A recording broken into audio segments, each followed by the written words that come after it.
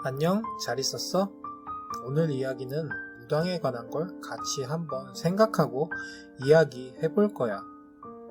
내가 유튜브로 무서운 이야기를 시작하면서 이제 주변 사람들한테 무서운 이야기에 관한 거를 자주 물어보고 다녔는데 신기하게 은근히 한 달이 걸쳐서 집안의 어르신들 중에 무당을 하신 분들이 제법 있는 걸 알게 되었어. 그래서 할머니가 무당이셨던 친구한테 무당은 어떤 거냐고 물어봤는데 친구의 말로는 무당은 두 가지로 나뉜다는 거야. 진짜 무당과 가짜 무당. 이건 너희들도 많이 알고 있는 사실이지. 그럼 그 친구가 말하는 찐무당과 가짜 무당을 이야기하기 전에 그 친구의 할머니가 무당으로 활동하던 지금으로부터 40년도 더 전에 이야기를 해봐야겠는데 일단 그 친구의 할머니는 진짜 무당이셔. 요즘에도 그런 무당들이 있는지는 잘 모르겠는데 내가 들은 진짜 무당들은 신기하게 불쌍한 사람들을 엄청 잘 챙겨주는 성격을 가지셨어. 그 친구의 할머니도 집에 오시는 손님한테는 꼭 밥을 챙겨 먹이시고 하셨는데 손님뿐만 아니라 그 시절에는 진짜 거지들이 많았다고 하더라. 그런 거지분들한테도 밥을 챙겨주셔서 그런 할머니 집으로 모르는 사람들이 밥을 먹으러 오는 분들도 상당히 많았다고 하는 거야. 이건 그 친구 어머니가 그 시절을 이야기하면 꼭 이야기를 해주셨어. 시집 오셔서 모르는 분들 밥을 정말 많이 해드렸다고, 하루에 밥을 몇 수씩 하셨다고 하시니까 신기하게 그 시절 할머니한테 은혜를 받으신 분들 중 몇 분은 할머니가 돌아가신 지금도 친구 집에 명절 때마다 꼭 무엇인가를 선물로 보내온다는 거야. 이건 내가 지금 그 친구랑 동업을 하다 보니 요즘에도 선물을 제법 보는 거라서 어느 정도 믿을 수밖에 없는 이야기야. 그렇게 많은 사람들을 챙기시다 보니 그 중에 잘 못 사시고 이제 마음에 드시는 분들이 계시잖아. 그분들을 무당이 하는 일을 도와주시는 분들이 있잖아. 음식을 차리거나 옆에서 수발을 들거나 하는 분들, 어려우신 분들 중에 그런 분을 뽑아서 직접 키우셨다고 하더라.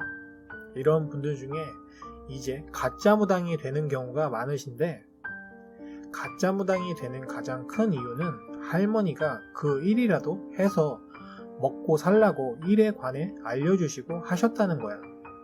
그 시절에는 진짜 최고의 직업 중 하나였다고 하더라.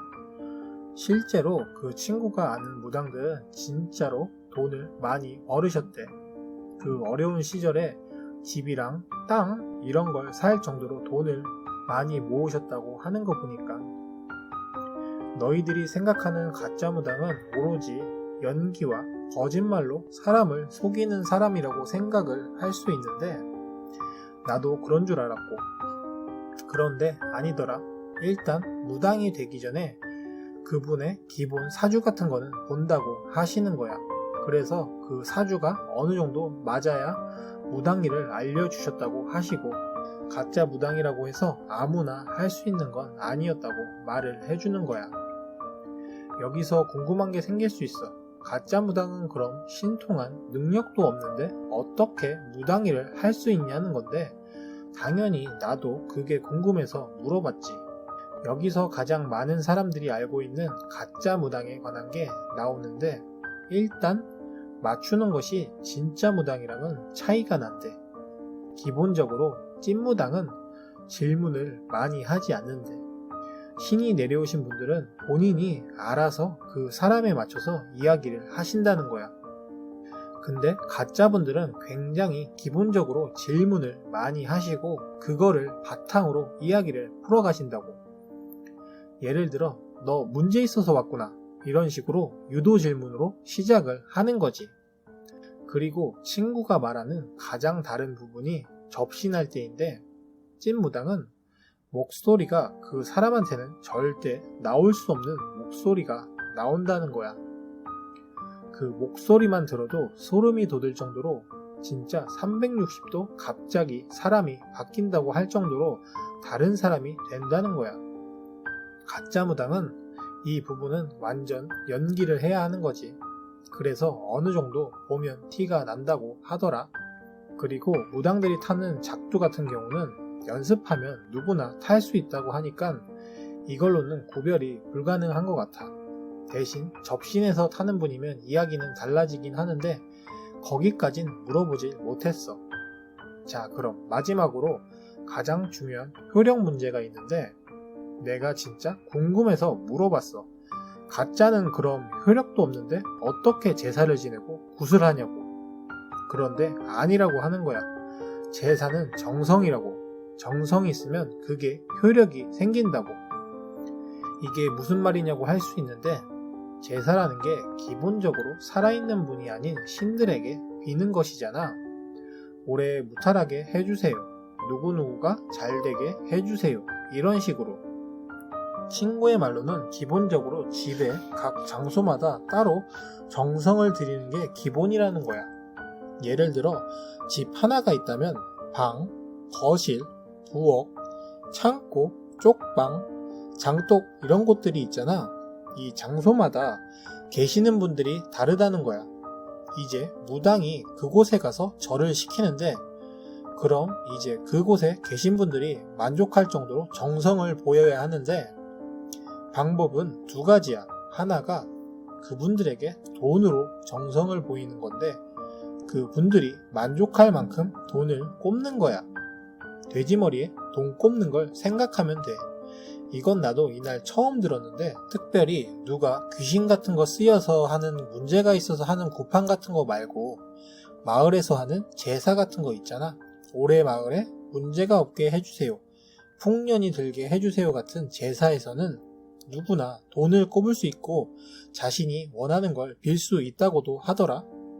자, 그럼 다음 돈이 없는 사람은 어떻게 라고 할 수 있는데 다른 방법 한 가지가 그 신이 만족할 때까지 계속 간절한 마음으로 절을 하는 방법이야. 이건 몸으로 열심히 때워야 하는 거지. 확실히 내 생각엔 이쪽이 좀 더 정성면에서는 효력이 좋은 것 같은 생각이 드는 부분이야. 어느 정도 이게 신뢰가 가는 게 무당이 아닌 일반 집에서도 조상들에게 제사를 지내잖아. 비단 우리나라 불교뿐 아니라 기독교 같은 경우도 신에게 기도를 드리고 헌금을 하는 거니까 이건 어느 나라나 비슷한 것 같은 생각이 들어. 그리고 가짜 무당들이 쓰시는 의발, 가위, 칼, 목탁 이런 물건들은 진짜 무당으로부터 물려받는 경우가 많다고 하기도 하고 마지막으로 이제 무당이 자리 잡았던 터에 관한 이야기도 있는데 그 자리에 관한 거는 일단 기본적으로 일반 사람이 살기에는 당연히 좋지 않아. 그곳에 살면서 문제가 없으려면 대운을 타고나거나 기를 누르고 살 정도로 기가 세면 오히려 좋을 수 있다고도 하고 그 터의 기운에 눌리면 안 좋은 일이 반복해서 일어난다고 알려주더라.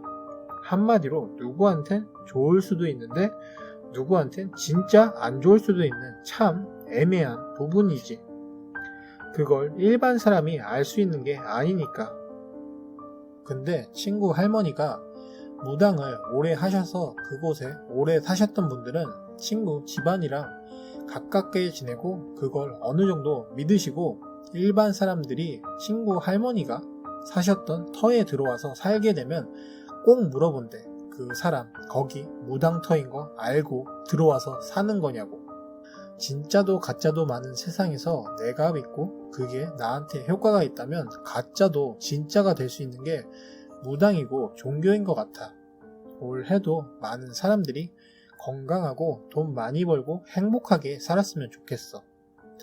고모가 무당이셨던 친구 이야기도 있는데 내가 아직 자세한 걸 못 들어서 귀신에 씌었을 때 해결 방법을 알려주셨던 분이라고만 들었는데 나중에 기회가 되면 그분 이야기도 한번 풀어보도록 할게. 그럼 또 봐. 안녕.